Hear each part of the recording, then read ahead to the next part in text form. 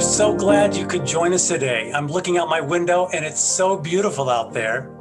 The fact that you've decided to join us is sort of a sign of your love and faithfulness. We're really glad you're here, and welcome to How Arts and Culture Shape the Identity of Edmonds. This is the second Waterfront Forum series hosted by the Edmonds Waterfront Center. This four-part Zoom event will explore and celebrate the significant role of art and culture in Edmonds. My name is Daniel Johnson. I'm the CEO for the Edmonds Waterfront Center, home of the Edmonds Senior Center. On a sunny day like this, we are reminded of how fortunate we are to live in such an extraordinary corner of the world. I just want to take a moment to pay tribute and acknowledge that we are on the traditional homelands of the Coast Salish tribes. The Coast Salish represent a large collection of many tribes with distinct cultures and languages who have served as stewards of the land and sea for more than 14,000 years. It is with great honor that we pay our respect to elders past and present. Our staff continue to ready the new Waterfront Center to welcome guests as soon as COVID restrictions allow. We appreciate your patience. Our vision for the center is to create a place where all generations can gather, learn, and celebrate. And art plays a key role in the new Waterfront Center with permanent and rotating displays and installations that feature local artists. Today's topic is visual arts, presented by Tracy Felix. Tracy is owner of Art Spot. She's an artist, an instructor, and founding board member of Art Walk, Edmonds Art Studio Tour, and Art Start Northwest, that incredible graphite building that's been under construction on Main Street. I've had the opportunity to work with Tracy on a few projects, and she's wonderful. Her kindness and contagious passion for art is the stuff that makes Edmonds a great place to live. And you cannot walk into her shop and without feeling somehow that everything is going to be okay. The way this will work today is Tracy will speak for about 25 minutes, and then we'll have 10 minutes for questions. So if you do have a question, go ahead and just type it into the chat or Q&A box. So with that, please welcome Tracy Felix.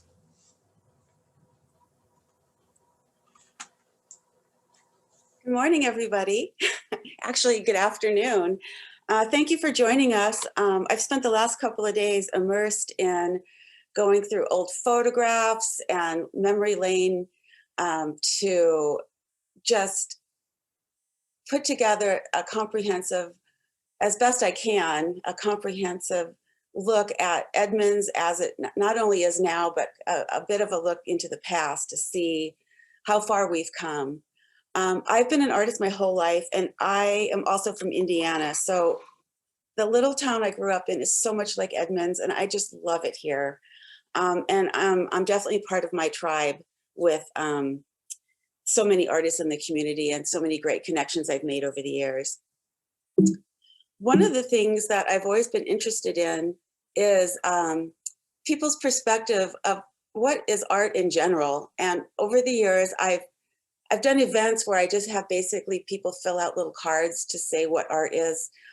Children's visuals on this are so fun. And these are some tags that we actually made to put on the fence when graphite was just getting cleared as a construction site. We coated the fence 3 times with these signs and they all disappeared. I don't know if it was a big wind or what, but if you find one in your front yard someday, you'll know where that came from. But to kind of dial it in a little bit, we need to just kind of think about what is Edmonds as an art town. We can't really get too much into what is art in general, because that's a really big question. But we tend to know what's a visual, what is visual richness when we see it. So just kind of taking a snapshot of our little city of Edmonds, and then kind of taking a look at some of the pieces that do make us what I consider an art town. It's very obvious that we have some beautiful galleries in town. Here's just a little snapshot of Driftwood Modern, Gallery North, the exceptionally beautiful Cole Gallery. These are all within sight of the fountain at 5th and Main. and the caliber of art that these galleries are showing. Here's a beautiful piece by Joan Archer at Aria, and Randall Hodges has a beautiful photography studio. And here's a beautiful piece by Kate Steiger. The variety of art, I think everyone could find something that will stimulate their eyes, and they can enjoy these beautiful things. Cascadia Art Museum is such a gem in our community. It was spearheaded by Lindsay Eckelbarger, and he is a great philanthropist who took an old Safeway building that has these wonderful mid-century bones that they don't build them like this anymore, and did a great conservation of the building, and found David Martin to curate this museum. This is the first museum I've been in where more than 2% of the art is represented by women and by people that are most often not ever represented in big gallery and art museums specifically. So I think David has a beautiful way of including so many artists that are very underrepresented. Another thing not to overlook is just the fun local artisan work that we have all over town. It's tucked in everywhere. And here you see little juju dogs by Julie Perrine, some industrial type earrings with done by a sculptor, actually, Don Haggerty. And just even places like the Wishing Stone, you'll find just beautiful colors and beautiful textures. And don't overlook that as being visual art, in my opinion. The other thing that is so great about Edmonds is just the act of discovery and walking around town, and you'll see all kinds of different groups that perpetuate visual richness in town. The Edmonds in Bloom, the sculptures all over town, the art on the fence that's overseen by the Edmonds Arts Commission. Being inclusive of and open to different kinds of groups in town that really help share their diversity and richness of their cultures. This event here was Tibetan monks that were at the ECA a couple of years ago.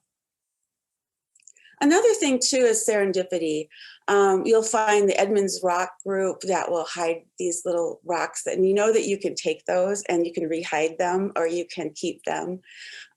Just the childlike discovery of art, and just people who are enjoying the art community as they explore. Another thing that's a really important aspect of our art community is there are so many opportunities to learn to make art. It doesn't always need to be a spectator sport, and you don't need to be a professional artist. At ArtSpot, one of our biggest demographic are people that are about to retire, who have just retired. And you'll see a lot of people that have put off being creative their whole life. And I like to try to tell them, they've probably been creative in the garden and in their kitchen and maybe the way they dress. But now is the time that they can really dive in. Sharing art with their family and young children is also such a joy. And speaking of joy, just look at these faces. When people get their hands on art supplies, and it maybe can even be a little bit messy, that's a great feeling. And I love to be in a situation where I can share in that. One of the most critical aspects of an art community are the artists themselves, creating an environment that is artist friendly, for instance, affordable housing, affordable studio space, places to interact with the public and show their work, and very importantly, people that are willing to support them financially and purchase their work and take it home and live with it. This is Ty Juvenile, who is a Salish cultural expert working on one of the newest murals in town. Here's Barb Childs, one of the hardest working artists I've known, and I've been on many art committees with her, putting events together. And Kelly Lyle here with the posing with a Bob Ross at the store. She is one of the first people that use social media to literally share art events and artist information all across the Seattle area, and very supportive of the Edmonds community. This is just a quick look at just a few of the entities in our community that do a lot of work behind the scenes. These these groups are almost all volunteer, and they're the ones that really coordinate events that perpetuate education and support our local culture. Some of these you may know of, and there's always ones that I discover that I didn't even know about. So just to be aware that a lot of people are working on making this happen all year round. I think the Art Festival is a great example of a long-lived event. 63 years ago, the Edmonds Arts Festival started as an association, and by you know, any measurement, you can see that it started out small. Their first show included 15 artists. So 63 years ago, we started with a small art show, but by 1970, it had grown so large that they actually split into two entities. People are always getting the Art Festival and the Art Festival Foundation a little bit mixed up, but the festival is the money-making arm, and the Art Festival Foundation is the nonprofit arm that actually gets the money out into the community. Just to see how much the festival has grown today, and these are rounded off numbers taken from their website, you can expect to see $1 million in revenue coming in, 50,000 visitors coming from a wide area, not just Edmonds, and up to 240 artist booths that are all juried in. There's live performances, juried art galleries. All the schools in the Edmonds School District and the private schools as well all send in artwork from their students. The Art Festival has a wonderful area set up for people to make art with their kids. And there's a wide variety of food booths, so you can look at the art of cuisine as well. And it's really a family-friendly event, time to spend with your kids making art, that feeling of young people being exposed to the arts, and not only that, but being able to feel the power of being on stage. And I just love this picture. It really just encapsulates that love and support and encouragement that all artists need, especially at a young age and getting into the tweens. And then hopefully being able to feel comfortable looking at art careers later on. The Art Festival Foundation supports art in the community, and many of the installation pieces that we look as icons of our city have been funded by the Art Festival Foundation. Here's some other ways that the money is spent in our community. A lot of that money flows through into the local schools as art grants. Individual artists are able to do art installations, and there's a wonderful gallery at the Francis Anderson Center. The Edmonds Arts Festival Foundation is also a good example of how we all had to pivot last year. Instead of being able to put the money into the schools directly with the classroom experience, they did a great pivot, and the $10,000 grant went for art supplies for the students who were coming by for free lunches, and they were also handing out art supplies during that time. And there's just a real quick little picture here that somebody had sent me of two little girls that couldn't even wait to get home and start using the art supplies. It was the first time they'd ever been given some pencils and paints for use at home. So that's really heartwarming. Also middle and high schoolers benefited from that with another 10,000 grant. The Art Festival is 100% manned by volunteers, and it's very indicative of how these things work. But can you see how beautiful that group is with the smiles, and all ages help out with the Art Festival? I love that picture. Moving on to a little hidden surprise gem that a lot of people might not know about, but this is nondescript building at 2nd and Dayton Street is called Artworks. But very exciting, interesting things happen behind these big doors.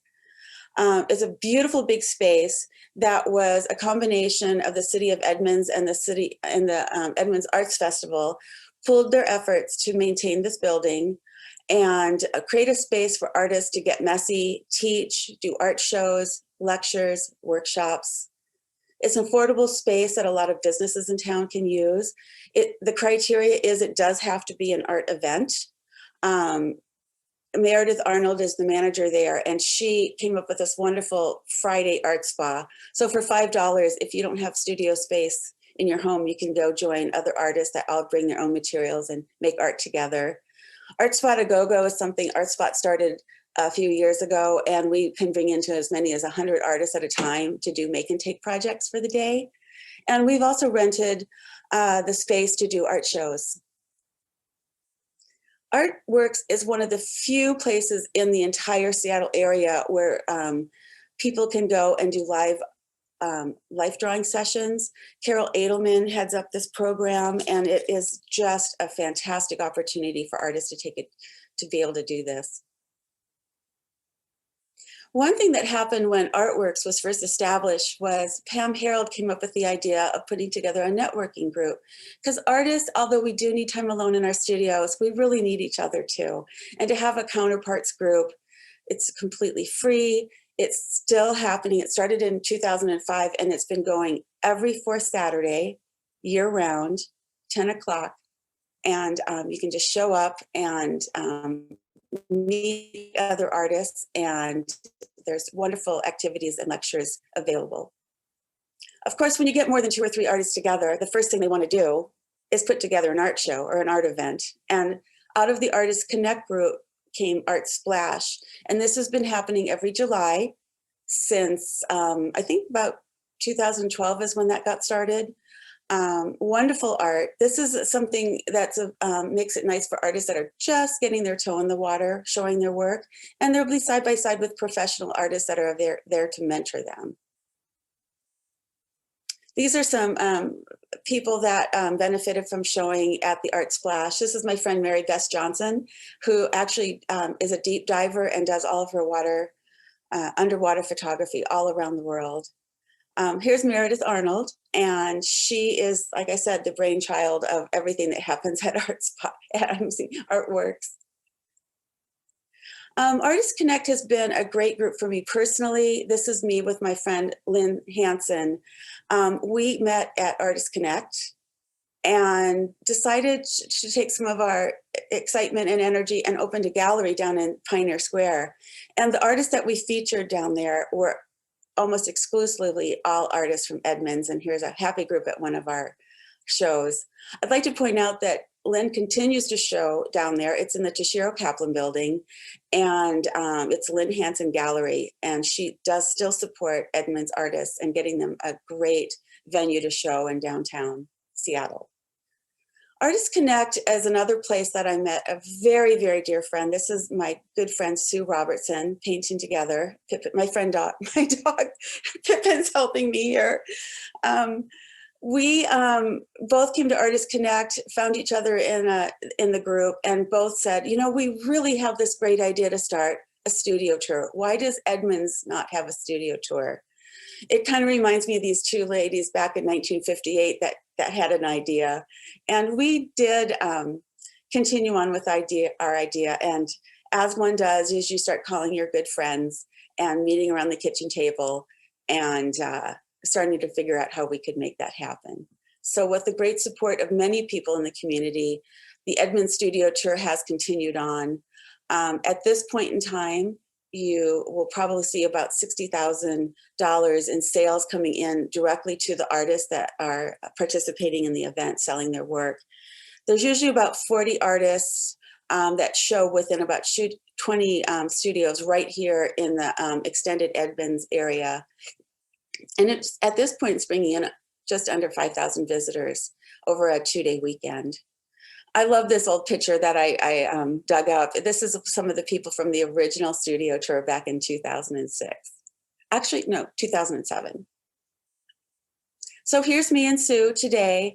That's Sue's art studio, Joyful Art by Sue Robertson. And she just loves to have people coming in. And it's such a generous thing that the artists in the community literally invite people into their homes, into their art studios. Here's Andy Eccleshaw, and here's Lynn Hansen showing how the work is made, where it's made. And of course, please consider coming. The studio tour will be up and running again this year on September 18th and 19th. And here's a little sneak preview of the artists that will be participating this year. The Edmonds Art Walk is another great long-lived community event. One thing that's really great about our Art Walk is it's year-round. So starting in May, they'll be up and inviting people to come in person again. And mostly the Art Walk is funded by business participation fees. So be sure to thank the businesses in town that stay open late. And every third Thursday, you'll be able to come into a lot of the shops that are closed, maybe during the day when you can't visit. Here you're seeing a beautiful David Marty exhibit at the Cole Gallery, and one of my favorite artists, Ron Stoke, doing a watercolor. In 2014, Edmonds Art Walk was reformed as a nonprofit. They started with a new board, and they don't just feature visual arts, also music, performance art, food, and the written word. Again, just the people that come around, the people that present their artwork, it's a great time to really connect with people, meet lovely, the variety. This is on the left-hand side here is an exhibit that we did up at the Francis Anderson Center Gallery that had artists that showed some of their work from having tried to do a drawing every day for a year. The center picture is a group, Art for All, that comes and shows their work once a year. And that top corner you might not recognize, but maybe recognize the art. That's Doug Lofstrom. And I know that you just got a beautiful triptych of his work installed at the Waterfront Center. So congratulations for getting that artwork from him. And Angeline Fan, she's one of the Art Spot staff, and this was the first time she'd ever done a live demo. She did great. I would encourage you to come out, make an evening of Art Walk. After Art Walk's over at 8 o'clock, it's a great time to go have a great meal at one of the restaurants.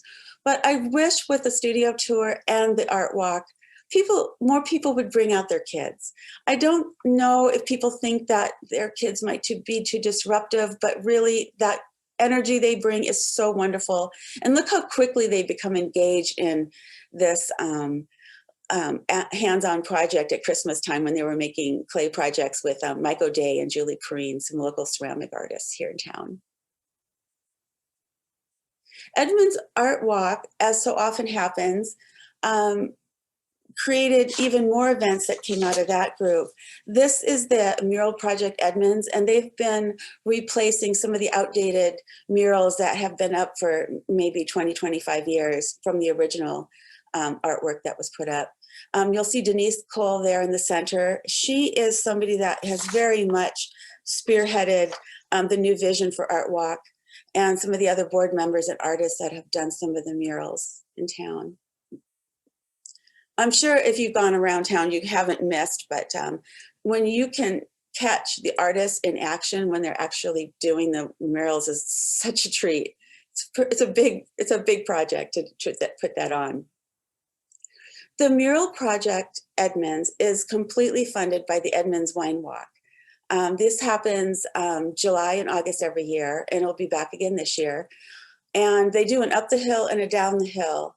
So it's divided into two sections of downtown. You buy a ticket and you can go around to many shops and have wine and look at art. With so many events in town, so many of these groups need to have funding. And so, open up your wallet, be generous, enjoy wine. So this is a little bit about just kind of a quick overview of some of the groups that do make Edmonds so visually enriched. But there is actually a real value of art, and there's a business of art. So moving past the human experience and the relationships and the places to express your identity and individuality, I wanted to spend a little time looking at how art in our town actually affects our quality of life and is very measurable.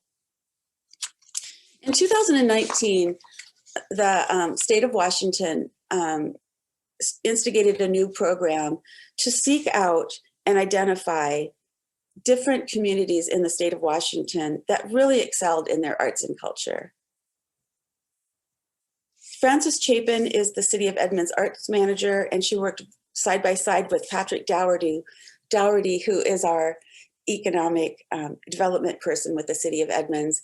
They worked so hard to help meet all of the criteria. It's a very rigorous thing to have yourself certified as a creative district. And I just think everybody was so proud that we actually were honored to be the first creative district in the state of Washington. This is the award ceremony with Francis and Patrick and Dave Erling and some representatives from ArtsWA. I think the creative district really helps expand on how we think of the word and the idea of arts in the community. It includes, the creative district includes so many other outreaches into creativity, craft breweries, jewelry, graphic designers, software developers, and restaurants. I know you can't study this too closely, but this just gives you a glimpse of what the creative district looks like here. I'll just scroll through these, not kind of quickly, but some of the work that allowed us to become a creative district was done in 2017 when the city spearheaded an arts and culture economic impact study. And I just wanted to give you an idea of the numbers associated with the arts here in town.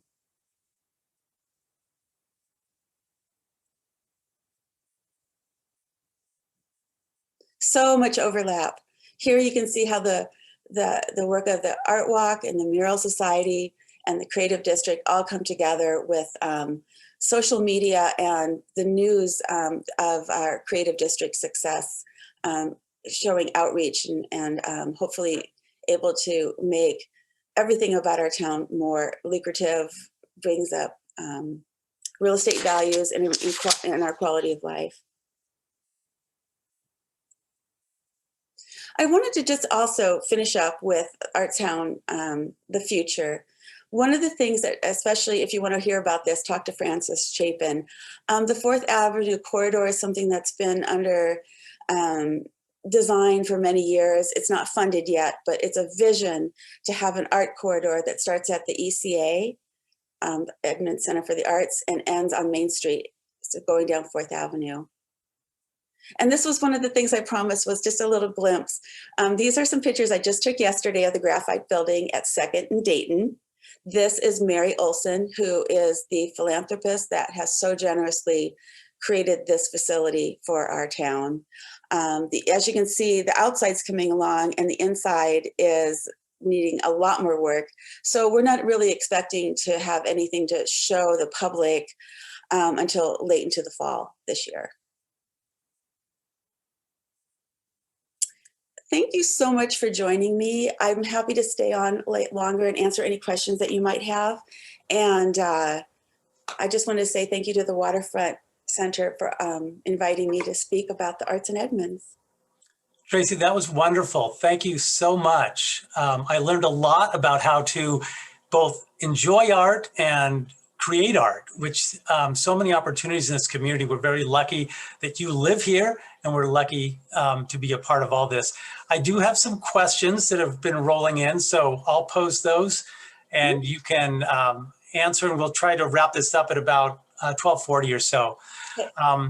The first question is from Pat and asks, how do you encourage people outside the bowl to participate in Art Walk or other events? How do I encourage you? Well, I would say just feel like downtown is not exclusive to downtown. Downtown is a meeting place for everybody, not just in Edmonds, but in the greater Snohomish County community.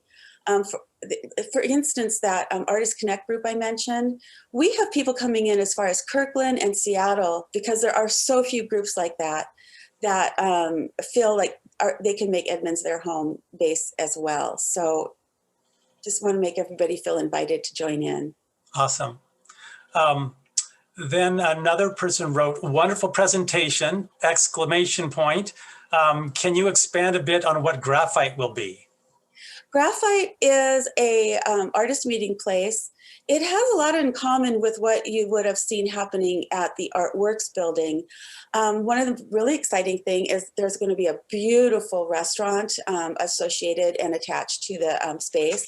So for instance, when you go eat at the restaurant, you'll be able to, maybe if you're having to wait for your table, you'll be able to go into a beautiful gallery. And if you are an artist in town that needs a studio space, we've had a lot of interest in that.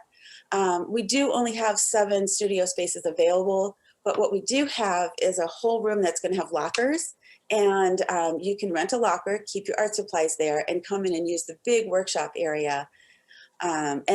Anybody that's not an artist who might feel intimidated going into a museum, there's a flow-through space there that encourages anybody to come in, peek in the artist studios, meet the artists, see them at work. So it's almost like a studio tour that happens year-round. And one of the things that we're putting into Graphite is a place for teenagers to meet and hang out. There's just not a lot of really cool places for teenagers to go. So maybe after they've had a walk down to the beach and a latte, maybe they can come in and look at the art books and sit at some of the tables and draw and just visit and hang out with us. Wonderful. Another question. I heard you are starting an outdoor sketching group. Can I join in? I am so glad somebody asked that. It is so exciting.